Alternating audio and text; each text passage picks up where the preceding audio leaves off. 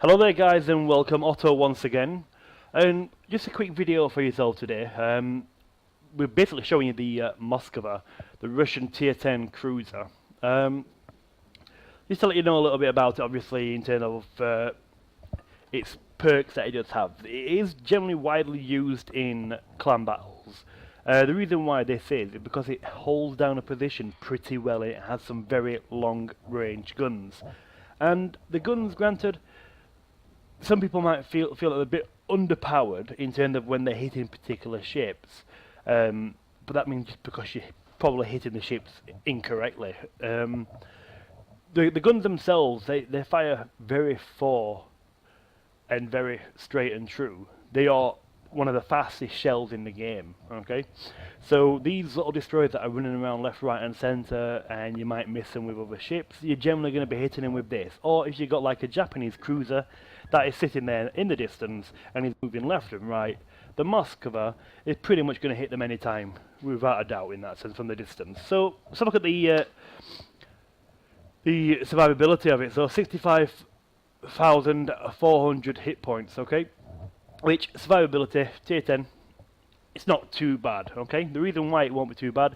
is pretty much because if you give somebody this angle in a Moskva, you are pretty much going to be ricocheting quite a lot of the cruiser shells. Okay, not so much on the battleship side of things, but you can ricochet a lot of the cruisers. Okay, so we're looking at the artillery, which is 220 millimeters for the guns. Okay, the reload time is 10.3 seconds. You could get it a little bit quicker than that, but this is how I set mine up. Okay, the turret traverse is for 180 is 32.7 seconds. Maximum dispersion is 175. Okay, meters. With this being said, though, fire chance is 18%. That is still quite low compared to some other ships, like the you got the Azuma that's at 27%. But it is still decent in that sense, and it does pretty much do well. So we'll close down the survivability and the artillery section of it. The concealment is 14.1. Okay, detectability by sea, which if you don't put concealment on it and so on, you are going to be the main target of a lot of ships. So what I'll do first of all, talk to you a bit about my captain skills. It's 16 points at the moment, so I've got 15 that are active. So this is what I set it for things like clan battles and so on.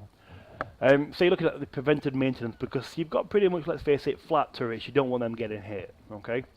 The expert loader, you want to change from HP to HE very quickly, fast as you can, because you might get them broadside cruisers when you want to use the AP. We've got the last stand on there as well. Adrenaline rush. Sorry.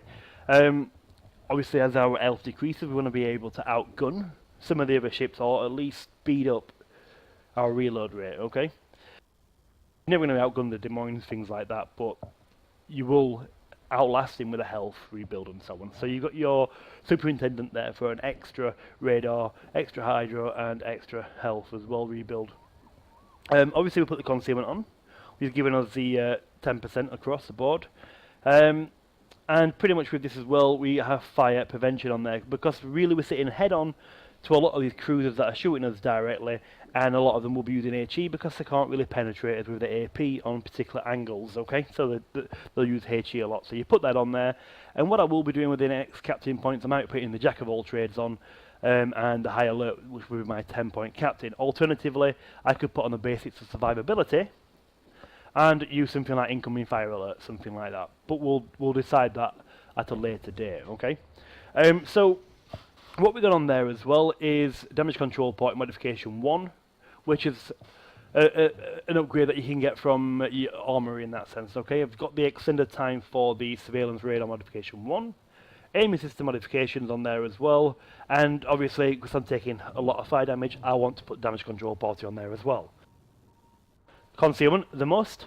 And obviously we have the extended range for the guns. Alternatively, you could put something else on there if you wish to do so, like the reload and so on, but pretty much you want to keep out of the way for a lot of these ships, because you've got the advantage of them shells firing straight and true and getting there very quickly, so you can afford to use the range to your advantage.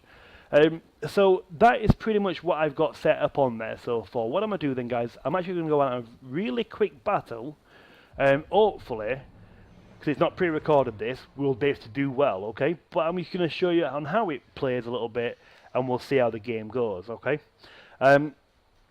You might enjoy it, you might not. It might be a really bad game, low damage, who knows, because it does seem to get a lot of focus from a lot of battleships and so on, and the CV, if you've got an AP bomber coming in, is going to wreck the Moskva. That's why you probably would want to set up AA build if you're going to be going into current game standards, where there's a lot of CV action there as well, especially from the tier 10 Japanese one, and obviously a couple of the premium, which is the Enterprise as well. So we've got Lexington and Saipan. Lexington is, granted, he can get through the AA because I don't have an AA spec, but he doesn't have the AP bombs, so that's a bonus from me. So we could Citadel, the Minotaur, Des Moines, Hindenburg, and obviously some battleships if you get close enough. Cleveland will feel it as well, but obviously we're using that AP as well as much as we can on the Conqueror, if he gives us the right angle that we're requiring. So, as you can see, it is not a bad little ship at all, actually. When I say little ship, it's a big ship, but it's not bad at all. It really isn't. But you never want to be giving anybody a broadside in this, because if you do, you're going to lose big chunks of your health, and I'd say more than big chunks, you're probably going to lose a lot of it, let's face it. My favourite tactic within something like this is I either hold down a position myself in the clan battles, or the other guys will do that, and I will come along sideways and I'll flank them, and I'll just wait for the right time sometimes, and I'll push in and I will use them APs shells to the advantage. And we are talking like multiple citadels, we're talking like sometimes 5, 4, 6 citadels. Every single shell just counts as a citadel. And if I get turned broadside as well, then I can give them another 3 shells and I might get a couple more. And I mean, we can talk a full health ship down to nothing, or deleted instantly, or it might have a little bit of health remaining. So it is good in that respect. So as you can see, look at the 14.1 detectability. This is pretty much me. Could be now detected if somebody comes into that cap. And that is obviously something that you don't want to be doing. You're going to be very aware of situations like this. So I'm going to get this Henry IV to go past, let him get through, and what I'll do at that point on, I will then progress to the island. But it looks like the Henry is obviously having the same idea. But ideally in the Henry, you don't want to be that close to anything. You don't want to be having that situation when you're having to go bow on or something, or hiding behind the island. You want to use your manoeuvrability at long distance, and yeah, if you've got an island to hide behind at long distance, then crack on with it, you know. But you don't want to tie yourself down to minimum amounts of damage you can get because you're sitting behind something like this. If he has a good gun arc, then yeah, fine. But sadly it doesn't. So we've got the Cleveland right here. He's putting a turn in, so I'm sending some blind shots over there right now. Obviously we lost his detectability, so we can't see him now, but if he's still continuing on that course, we might get something. We did. Only 1,160, so not the best. Oh, Heavy Gale's moving in. She's a big woman. And she's a man-eater. So, right, okay, Cleveland. So as you can see, these shells get there pretty quick indeed. I should have given a little bit more lead there to do what we need to do. That's why we only got the 580 the damage. But it is what it is. The Izumo could potentially hit me, depending on his dispersion, and do great damage. So I'm going to just chip in with a bit of AP here, and I'll switch to the HE. So as you can see, 23 seconds to put that fire out, which is quite quick. And it's all about the ability in something like this to put out them fires, let them just burn out a little bit for the one fire. That is absolutely fine. Double fires though, you want to be putting them out.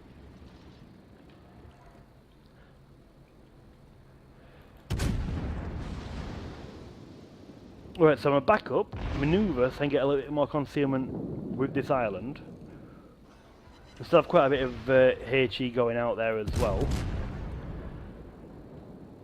So we've got the health rebuild, we'll put that back on.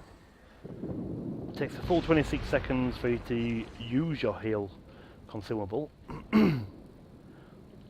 As you can see, with that, I think I don't have the flags on there as well, so it does boost or build quite a bit.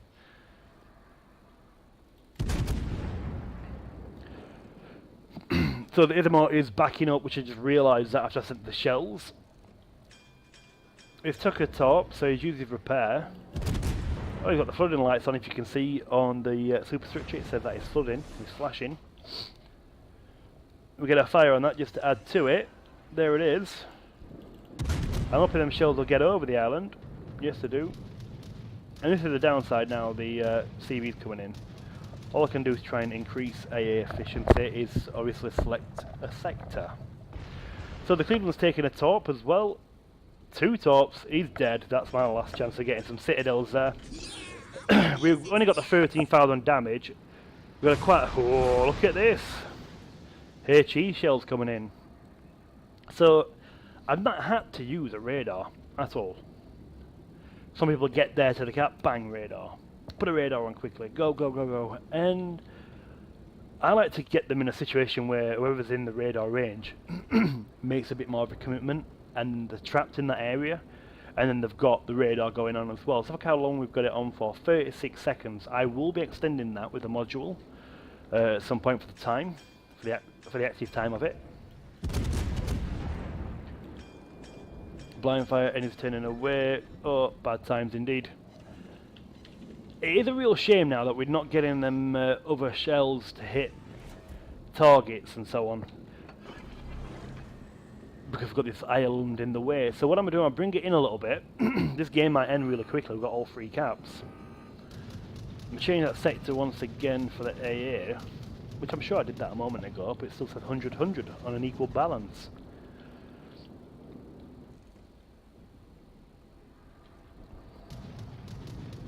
If these planes wasn't here, then we could be actually fine at firing at stuff. So I'm going to keep on pushing through, while all the while getting these fires as best I can on these ships. Right, that Conqueror's really out there in the distance.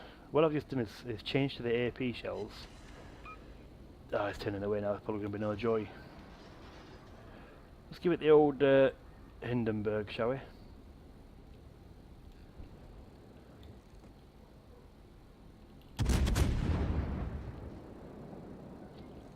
So you've seen the shells coming in, he's braked, he's done well.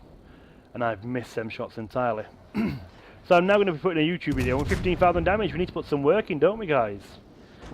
We need to get some work in there. This is what I mean. In a situation like this, and the team's running away, it can be alright, but you've got to keep on spamming that HE, but I wanted to get some decent damages in here. And I wanted to show this AP a little bit. I'll put that fire out. I got the heal in 16 seconds anyway. Now I've got the AP going to the grove. Only pulled in the 4,000 there. As you can see, the reload's coming quite nicely as well. 1914. Was this ship made in 1914? I'm sure they just make these damages up as they go along. Get this heal on. Conqueror's trying for the fires. Like I said, you could use the HE right now, but I'm trying to get that AP damage on these structures. That's a little bit not enough lead there, I'd say. Try it just on the top part of the deck. Sadly, the little shitter in the Haraguma did well and took the guy out, you know. And there's a lot of fast firing ships out these days, which is maybe a little bit too much of them in the game right now. They'll have to do some rebalancing with it at some point.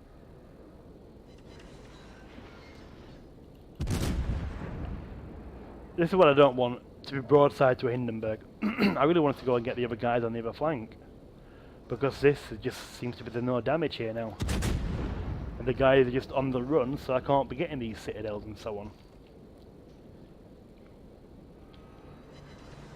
Put 6k right there, as you can see, on cruisers. Does well. Does well. Right, so we've got a Lexington. I would prefer to use a HE, because you seem to get decent citadels with the HE. You don't seem to get them now with the AP that much. So I'm going to give the Hindenburg a bit of an angle and a bit of one for the Conqueror. A nice 14,000 citadel right there. So if you notice, when you take out a cruise or something, you fire them with HE, you get more of a citadel. Another citadel right there. But the citadel's being moved. You seem to don't get them from the front or the mid of the ship now. You got to get them towards the back. And you'll notice that on the, especially like the tier 8 ones, tier 6 ones, sorry, and some of the tier 8s, you got to get it with a smokestack saw.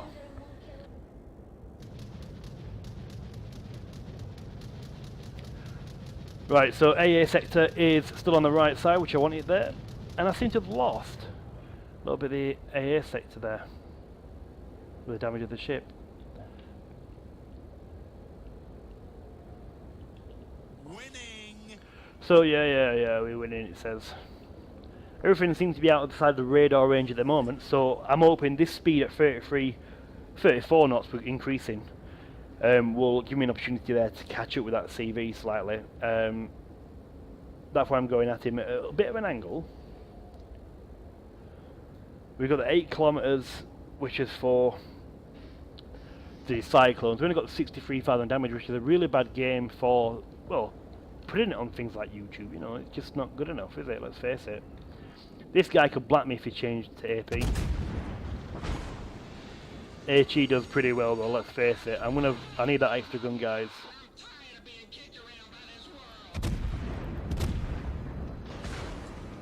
I don't want to give this guy a broadside here.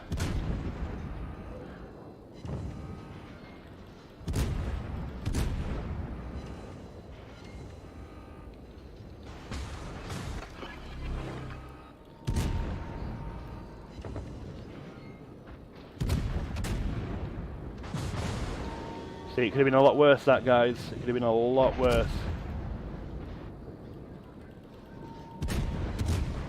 Got a citadel there to get CV out. We're going to steal my kill. Double fires on me. This is where the captain skills come in to get them fires out on the double and the reload party. So we finally keeps in there with 102,000 damage, and that's thankfully from the CV, which is, let's face it, I'm kind of lucky that I got that to increase the damage.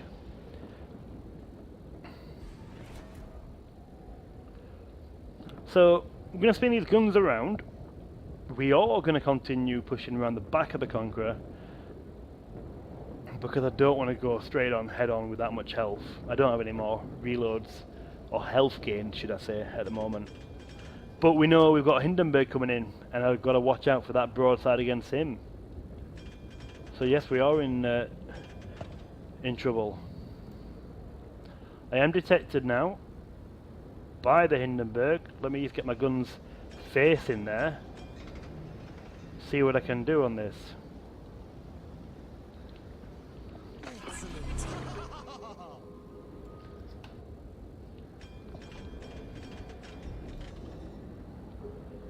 Wish I had that radar. It's 56 seconds away.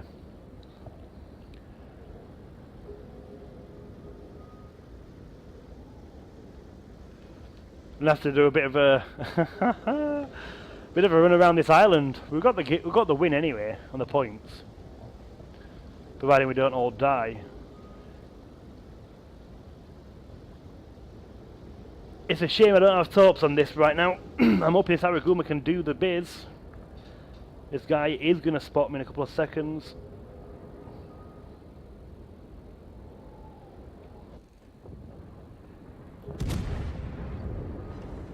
Bit of AP, 580, we should have been a bit higher there. Can I survive his blast? Well, hey, thank you very much indeed. Appreciate that. Got me out of there. Definitely a compliment for that guy in the Haragumo. He's got 3 kills, well done. A lot more than me. Would it be worth for me to just put the radar on? Let's give it a whirl. I know the Hindenburg might be out of the way there. Yeah, he's definitely out of the way. So 961, and their team is down 50 points, 1 kill, and they're dead. We win. So they might get that on the other battleship over there, the Bismarck.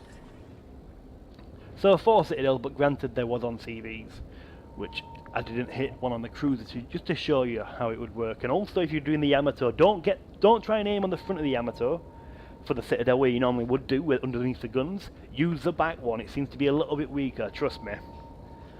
You might not say that on the stats, but trust me. If you're getting the Moskva broadside, I mean the Yamato broadside, you're going to be trying to get them guns underneath the front.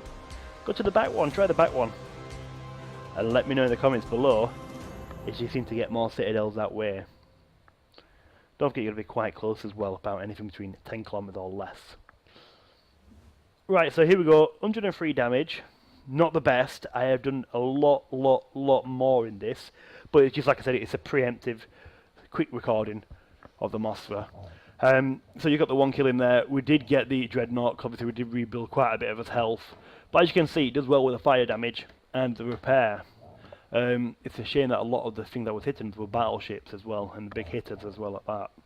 So we've come way down here, not happy about that, but that's the way it's going to be, you know. We didn't really plan to go out and get the best game and then show you. We just wanted to do a bit of a tutorial on the information.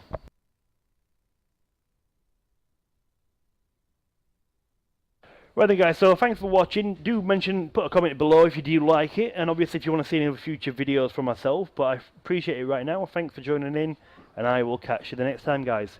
Appreciate it.